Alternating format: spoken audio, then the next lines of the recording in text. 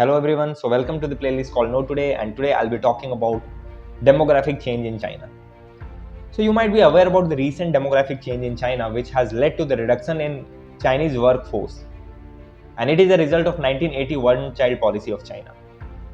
But do you know that this demographic change in China has a huge impact and it gives opportunities for countries like India? Well, before that, let me take you to the year 1978 when China had introduced its economic reforms. Now, China, through its economic reforms, had liberalized its economy and had attracted the foreign investors and multinational companies in its boundary through the cheap labor. So, just remember, cheap labor was its biggest weapon.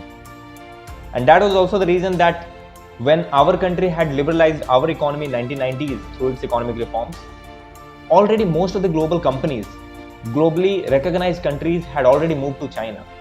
And that is the reason that till today we are seeking the foreign investors coming in our country and opening its units. So the twist comes when from year 1980s to year 2015, the one-child policy was introduced. In this period, the Chinese workforce has decreased very significantly. And if we see in the long term that with the decrease in the workforce, the labor cost is going to increase. So earlier the cheap labor cost which was cheap is not going to remain the very cheap.